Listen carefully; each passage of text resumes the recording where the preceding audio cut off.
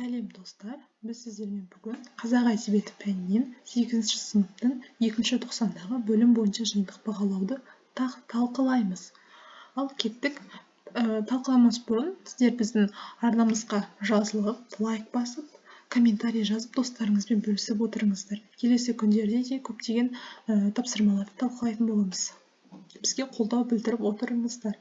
Ал кеттік. Бөлім бұл көркем әдебиет және эпикалық сарын оқылатын шығарма. Мұрат Мөңкеұлы Ішқиян. Тапсырма. Берілген үзінді идеясының ұлттық ерекшелігін талдап жазыңыз. Ал оқимыз. Жеті жұрт көшіп кеткен соң, атамыз қазақ баласы қонып мекен еткен жер. Мыңнан жыл қайдап, жүзден нар байлап, дәулеті қалың біткен жер. Ақ бурықтай иілген кейінгі туған баланың, ұстайма деп білегін, шаяма деп жүрегін, шашын мұртын қойдырып, ащы суға тойдырып, бұзама деп реңін, адыра қалғыр заманның, мен жаратпаймын сүреңін. Ал бұл жерде тапсырма, үзінді идеясының ұлттық ерекшелігін талдап жазыңыз. Ал талдаймыз. Яғни бұл жерде үзінді идеясының ұлттық ерекшелігі балалыққа көз тастау, ұрпақ үшін алаңдаушылық таныту. Яғни бұл мәшеттерде осы өлең жолдарында былай деп жазылған: кейінгі туған баланың ұстайма деп білегін, шаяма деп жүрегін, шашын мұртын қойдырып, ащы суға тойдырып, бұзама деп реңін, адыра қалғыр заманның, мен жаратпаймын сүреңін дейді. Яғни бұл арқылы келесі болашақ ұрпақ үшін алаңдатушылық танытып отыр. Яғни қазіргі кезде көптеген жастар бұзылып бара жатыр. Яғни соны Мұрат Мөңкеұлы осы Ішқиян өлеңінде жазып кеткен сияқты. Бұл үзіндіде ата-бабамыздан қалған байдақ жеріміз тапталған және адамдардың жүрегіндегі бар меймін айыру мәселесі көтерілген.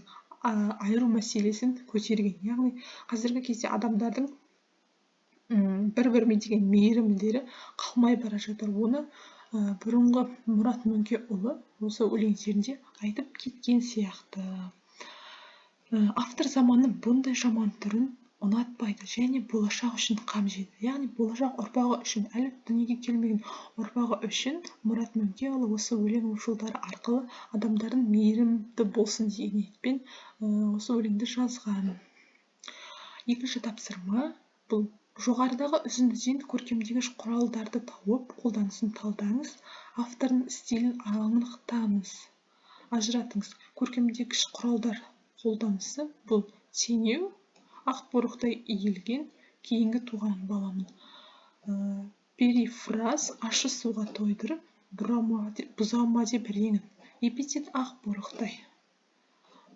Тағы да бір рет оқып шықсаңыздар болады, сонда түсінесіздер. Ал біз тапсырманы аяқтадық.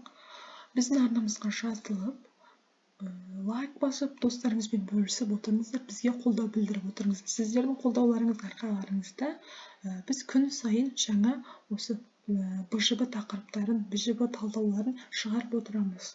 Келесі кездескенше сау болыңыздар.